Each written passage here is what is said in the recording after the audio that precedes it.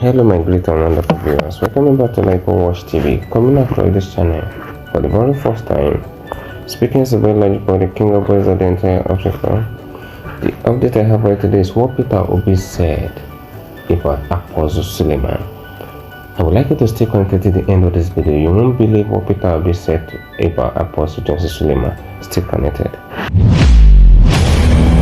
Welcome you back to LAJUPOG TV. I don't have bad news for you today. The home of religious gossip. But you should leave the fight for Mohammed. What is happening in the Christendom? Join now. It makes sense with LAJUPOG. For security, I'm not going to make a lot of comments, but just to say that Nigeria needs to do something very quickly and drastically on our present security situation, which is questioning our corporate existence. The great number one job of any government in any society is to provide security of life and property. If you cannot do that, then the government does not exist.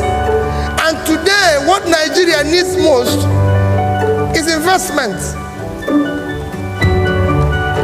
from local and from foreign direct investment. But nobody is going to invest in an unsecured place.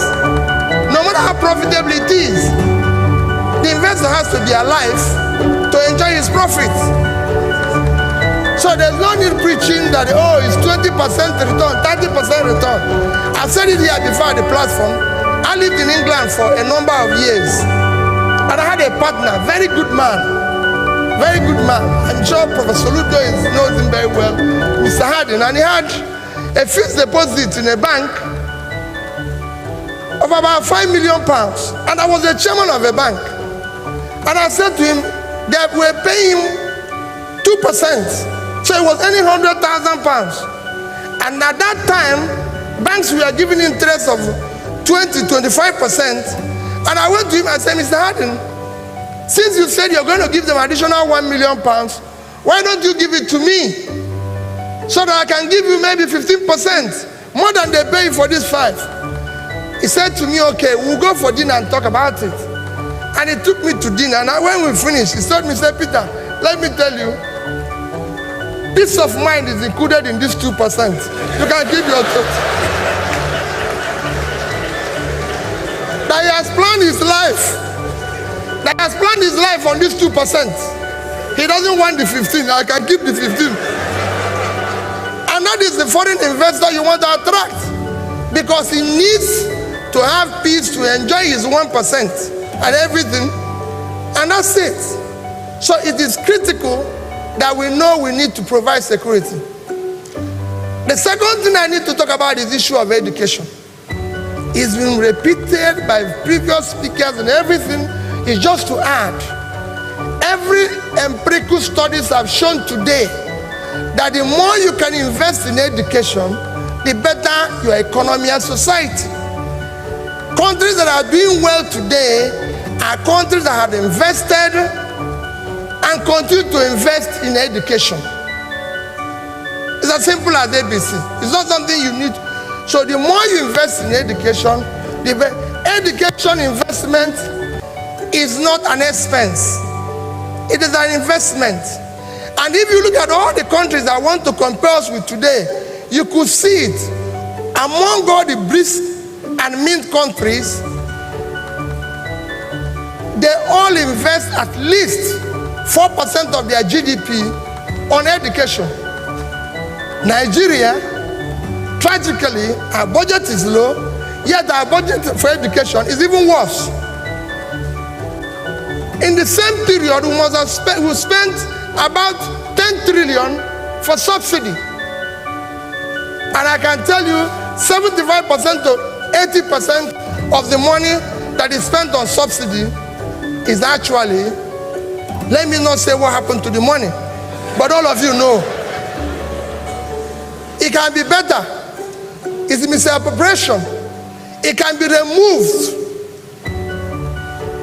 If this money was spent on education and health, it would have education would have received at least 2.5 times what was budgeted. The same thing for health. So instead of having about $15 billion for health, we would have had $37.5 billion.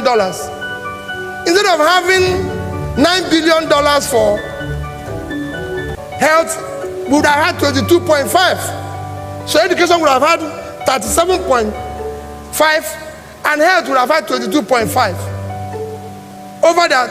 And if that money was properly utilized, I can tell you it would have impacted better on our economy today, on our per capita today, and to the country. But that money wasn't invested. You can guess what happened to that money. Or even like people say, where are you going to find the money? Recently, you saw the report that 1.6 trillion was stolen as an oil theft in 2016. And in 2017, another 1 trillion was stolen. So if you combine these two, it is 2.6 trillion, which is in 2 years, which is the amount you budgeted for health in 10 years. So where are these thieves? Let all of us go and look for them. So these are the issues that I need to bring. That is where, so because people will say, where will you find the money? To go further,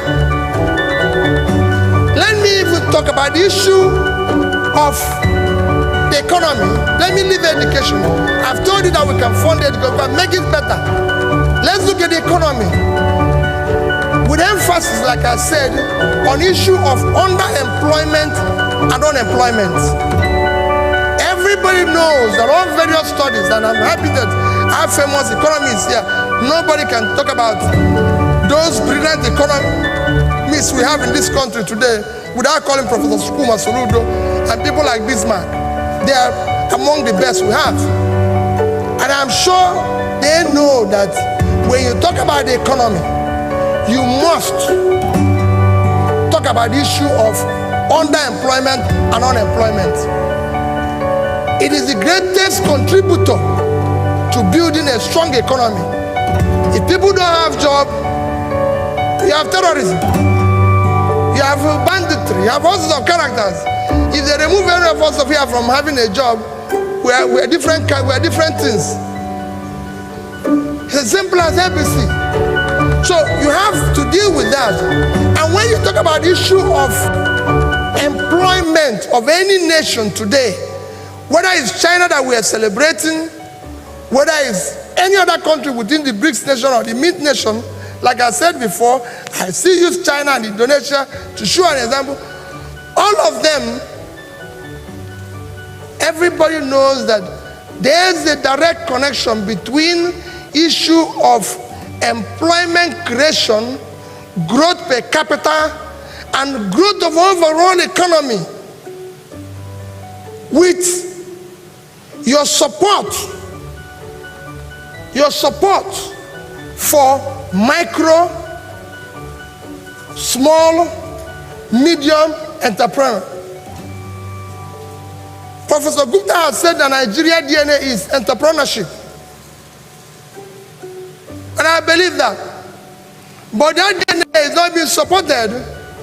What has happened is that we've abandoned this greatest engine of creation of labor, unemployment, without any support. And if we want to solve that, it is not a sophisticated thing. If you go to China today,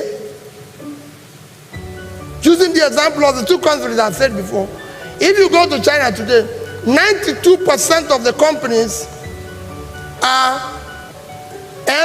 MSMEs. 92%. They produce or contribute 60% of their GDP. China GDP is 13 trillion, 60% is 7.8 trillion, which is 20 times Nigerian GDP. That's what this sector is contributing. They contribute over 60% of the entire industrial output, and they contribute in terms of jobs. They're employing over 70% of Chinese people. 800 million people are employed in China. 70% is 560 million. That is what MSMEs are doing in China. And government is aggressively supporting this sector. If you go there, you will see that overall, I will show you the disparity when I finish telling you what is happening with them and what is happening here.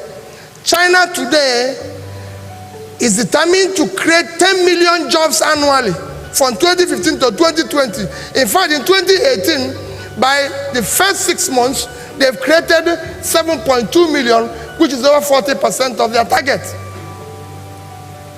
And that's what they're doing.